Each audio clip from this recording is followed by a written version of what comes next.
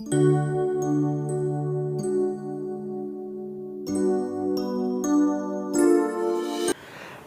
दोस्तों, आप देख रहे हैं भारत न्यूज और अनमोल जीवन के एक और एपिसोड में आप सभी लोगों का हार्दिक स्वागत है। और अभिषेक जी, आपका भी भारत न्यूज पर हार्दिक स्वागत है। धन्यवाद कन्हैया जी। धन्यवाद सर। तो दोस्तों, आज के एपिसोड में हम बात करने जा रहे हैं एक ऐसे अलग विषय की जिसको सुन करके आपको भी लगेगा कि क्या हमें इसके बारे में पता था। जी हाँ दोस्तों, सबसे पहले चर्चा को शुरू करने से पहले मैं कुछ बात आपसे जानना चाहता हूँ सर। पूछिए। सर, आप समोसा खाते हैं क्या? शायद नहीं। नहीं खाते? बिल्कुल नहीं। मतलब मैं ये सुन करके आश्चर्यचकित हो रहा हूँ कि भाई आप समोसा नहीं खाते। बिल्कुल नहीं खाते और मेरी फैमिली में भी कोई समोसा नहीं खाते हैं। मतलब कभी नहीं खाया आपने? कभी नहीं खाया ऐसा नहीं है, लेकिन जब चीज़ों की नॉलेज हुई तब उसको हमने अवॉइड कर दिया। मतलब कि आप पहले खाते थे, जब आपको पता चला उसके समोसे के पीछे का राज कुछ और है, उसके बाद आपने छोड़ दिया उसको बेचारे को। बिल्कुल। तो आप देखिए, हमारा जो प्यारा समोसा है जो हर गली नुक्कड़ चौराहे और बड़ी बड़ी शोरूम्स में, बड़े बड़े रेस्टोरेंट्स में हमारा इंतज़ार करता है, हमारा प्यारा समोसा। और अभिषेक जी, आपने उसको अवॉइड कर दिया, खाना छोड़ दिया। बिल्कुल रूप से सिर्फ समोसा ही नहीं, बहुत सी ऐसी चीज़ें हैं जिसको अपनी लाइफ में हमें धीरे धीरे अगर उनको बाहर कर दें तो आपकी लाइफ बहुत हेल्दी हो सकती है।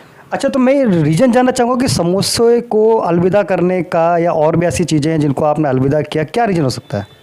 देखिए, सिर्फ समोसा ही नहीं है, आपकी डेली लाइफ की बहुत सी ऐसी चीज़ें हैं, जैसे कि आपके बहुत से कुकीज़ हैं, बिस्किट्स हैं, छोले भटूरे हैं, मैगी हैं, नूडल्स हैं। ऐसे बहुत से ऐसी चीज़ें हैं जो मैदे की बनी होती हैं। मैदा? जी हाँ, मैदे की बनी होती हैं। और जो आप बहुत प्यार से चाव से खाते हैं, टेस्ट लेकर खाते हैं समोसा, उसकी जो बाहरी लेयर है वो मैदे की बनी होती है। जब आप समोसे का पहला बाइट अपने मुंह में ले रहे हैं ना, तो उसके अंदर की फीलिंग कुछ भी हो सकती है। अलग अलग जगह पर समोसा बनाने का अलग अलग ट्रेंड है। कोई ड्राई फ्रूट से बनाता है, कोई सिर्फ पनीर फिल करके बनाता है। वो सारी चीज़ें आपके मुँह के अंदर सेकेंडरी जाती हैं, लेकिन पहला बाइट जो जाता है वो मैदे का ही जाता है। तो अभिषेक जी, जैसा कि आप बता रहे हैं, मैदे के बहुत सारे प्रोडक्ट्स होते हैं, समोसा तो उसमें से एक पार्ट है। बहुत सारे प्रोडक्ट्स हैं जो हम घरों में भी बनाते हैं मैदा से, ब्रेड भी मैदा से बनती है, और बिस्किट्स हैं जैसा आपने बताया, कुकीज़ हैं, बहुत सारी। बिस्किट्स नहीं, घर में भी बहुत सी चीज़ें हैं। आप अगर बात करें कि आपका होली का त्यौहार आता है, होली के त्यौहार के लिए सबसे पहली जो आपके दिमाग माइंड में चीज़ आती है वो आती है गुंजिया। हाँ जी, बिल्कुल बिल्कुल। उसकी लेयर भी बाहर की मैदे से ही बनती है। मैदे की ही बनती है। और कहते हैं घर में महिलाएं कहती हैं, बच्चों से कहती हैं जो सामान्य घरों में है, बेटा कितनी मैदा आनी है इस बार। हाँ। और कितनी खोआ आना है। हाँ। तो खोआ तो चलो ठीक है, लेकिन मैदा कितनी आनी है, क्योंकि उसकी मट्ठी भी बनेंगी, उसकी और भी बहुत सारी चीज़ें बनेंगी लेकिन मैदा से। तो मतलब ये मैदा जो आप बात कर रहे हैं, क्योंकि जो हमारे इंडियंस की आम लाइफ में मैदा जुड़ा हुआ है। निश्चित रूप से जुड़ा हुआ है, क्योंकि बहुत सी चीज़ें जो हम त्योहारों पे भी बनाते रहते हैं, सिर्फ गुंजिया तो मैंने एक आपको नाम लिया, वो सब मैदे की ही बनी होती है। और मैदा आपके जीवन का बहुत बहुत हानिकारक तत्व है जिसको अपनी लाइफ से बिल्कुल हटा देना चाहिए। लेकिन हमारा तो बेस्ट फ्रेंड है वो मैदा, आप हटा दो उसको।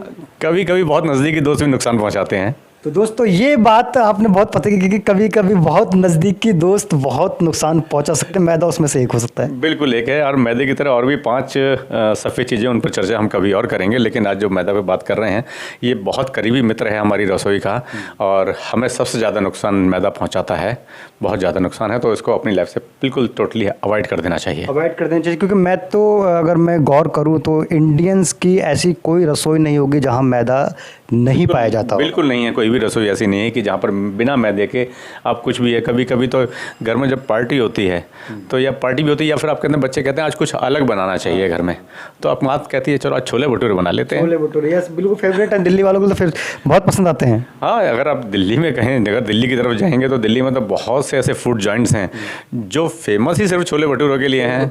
मैं नाम नहीं लूँगा, लेकिन 50-50 साल पुरानी दुकानें हैं दिल्ली में कि जो फेमस हैं, कि 50 साल पुरानी दुकान स्पेशली फॉर छोले भटूरे। तो ऐसे हैं, ऐसी बहुत सी। ये जो चीज़ें आप कह रहे कि ये जो छोले भटूरे हैं, ये सारे मैदा के प्रोडक्ट हैं। मैदा कैसे बनता है ये? मैदा आपके आटे का ही एक बाई प्रोडक्ट है। उसकी और अगर आटे को और भी महीन पीसा जाए, महीन पीस के, और उसके ऊपर के जो बाहरी लेयर है, जो डाइटरी फाइबर है जो आप ब्राउन कलर का देखते हैं, वो अगर वो हटा दिया जाए और उसको पीस के और महीन कर दिया जाए तो वो मैदे का रूप ले लेता है। जो ये बाहरी ब्राउन तत्व आपको दिखाई दे रहा है, बाहरी लेयर दिखाई दे रही है, वो बेसिकली एक डाइटरी फाइबर है। वो डाइटरी फाइबर आपके डाइजेशन के लिए सबसे ज़्यादा उपयोगी है। पुराने ज़माने में कहा जाता था कि आटा थोड़ा मोटा पीसना जो आपको डाइजेशन अच्छा करेगा, या फिर हम कहते हैं कि आटे में थोड़ी चोकर मिला के खाई जाती थी। वो चोकर क्या है? वो आपका डाइटरी फाइबर है। वो उसको आप जब अलग करते जाते हैं, अलग करने में इतना अलग कर देते हैं उसमें बिल्कुल ही नहीं बचता, तो वो मैदा बन जाता है। और मैदा ही आपके शरीर के लिए सबसे ज़्यादा नुकसानदायक है। जैसे मैं आजकल देखता हूँ कि एक ट्रेंड है हमारी किचन्स का, जब हम आटा लेने जाते हैं तो हम देखते हैं कि आटा वाइट कितना है, आटे में भी हम लोग वाइटनेस सर्च करते हैं। मैं अपनी बातचीत में कई बार कहता हूँ कि हम जो आज प्रेजेंटेशन के ज़माने पर जाते जा रहे हैं कि आप कहें कि रोटी पतली बननी चाहिए, सॉफ्ट बननी चाहिए, 3 उंगली से टूटनी चाहिए। विज्ञापन में आप देखते हैं कि सिर्फ 3 उंगली से रोटी टूटे। तो वो विज्ञापन में और क्या हम कर रहे हैं? हम देख रहे हैं कि ये जो विज्ञापन में देख रहे हैं उसी तरफ अपनी रसोई को बढ़ाते चले जा रहे हैं। अगर आप कहें कि कोई बहू नई घर में आई है और वो पतली रोटी नहीं बनाती, उसके बनाने का कारण कुछ भी हो सकता है, हमारा मोटा हो सकता है या उसको नहीं आना भी हो सकता है, वो एक सेकेंडरी चीज़ें हैं। लेकिन अगर उसके हाथ की रोटी पतली नहीं बन रही है, सॉफ्ट नहीं बन रही है, तो उसको बहुत सी अगर मध्यम वर्गीय परिवार हैं या निम्न मध्यम वर्गीय परिवार हैं, उनमें उनको बहुत सी खरी खोटी सुनने को भी मिलती है कि रोटी बनानी नहीं आती, और उसको बनाने के लिए वो सॉफ्ट आटे की तरफ चलते चले जाते हैं। और सॉफ्ट आटे की तरफ जब चलते हैं तो हम उसमें कहीं ना कहीं मैदे का उपयोग बढ़ा देते हैं। तो आप जैसे कि मैदा गेहूं का ही एक प्रोडक्ट है, गेहूं से ही मैदा भी निकल रहा है, तो क्या ये जो मैदा है जो जैसा कि गेहूं से ही बन रहा है, तो उसमें कुछ एक्स्ट्रा चीज़ें मिलाई जाती हैं या सिर्फ और सिर्फ उसको बारीक पीस करके ही मैदा तैयार हो जाती है? नहीं, सिर्फ मैदा बारीक पीसना ही नहीं है, बल्कि उसको प्रिजर्व करने के लिए जो चीज़ें हैं वो और भी ज़्यादा हानिकारक हैं। जैसे उसको सबसे पहला मैदे की सफ़ेदी बढ़ाने के लिए उसमें बेंजोइल पेरोक्साइड का उपयोग किया जाता है, और बेंजोइल पेरोक्साइड यूरोपियन और चाइना जैसे देशों में बैन हो चुका है, क्योंकि इसके उपयोग से बहुत से स्किन कैंसर की प्रॉब्लम हो सकती है।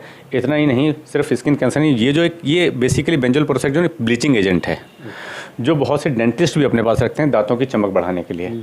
बहुत से हेयर डाई वाले जो आजकल एक स्ट्रिकिंग कहलाते हैं ना, जो बालों को सफ़ेद कराते हैं आजकल लोग, उसमें भी बेंजोइल पेरोक्साइड का उपयोग करते हैं कि उसकी सफ़ेद बालों को थोड़ा सफ़ेद किया जाए। तो मैदा की सफ़ेदी बढ़ाने के लिए उसमें बेंजोइल पेरोक्साइड बनाते हैं, जो आपके लिए लॉन्ग टर्म में स्किन कैंसर की प्रॉब्लम क्रिएट कर सकता है। नंबर 2, मैदे में मिलाया जाता है एलोक्सिन नाम का केमिकल मिलाया जाता है, जो उसकी चिकनाहट बढ़ाता है। जो चिकनाहट बढ़ाता है वो आपके बहुत से बीटा कोशिकाओं को, जो बीटा सेल्स हैं आपके शरीर के अंदर, उनको नुकसान पहुंचाता है, और उसके कारण से आपको टाइप 2 डायबिटीज़ का खतरा बढ़ता है। नंबर 3, इसमें मिलाया जाता है बेंजोइक एसिड। बेंजोइक एसिड ऐसा रासायनिक तत्व है जो विशेष रूप से छोटे बच्चों और गर्भवती महिलाओं के लिए जहर है। अच्छा जी। बिल्कुल जहर है, और हो सकता है कि इससे गर्भवती महिलाओं को क्या कहते हैं, फ्यूचर में उनके होने वाले बच्चे के जीवन पर कितना असर डालेगा उसके बारे में कुछ कहा नहीं जा सकता, उसकी कोई लिमिटेशन नहीं है। दोस्तों, ये थी मैदा, जिसके अभिषेक जी ने बताया कि मैदा किस तरह से बनती है और हमारे को क्या क्या हानि पहुंचा सकती है। इसी वीडियो के अगले पार्ट में हम जानेंगे कि मैदा हमारे शरीर पर क्या क्या असर डालती है और कितनी हानिकारक हमारे लिए हो सकती है। आप देखते रहिए, जुड़े रहिए भारत न्यूज़। धन्यवाद।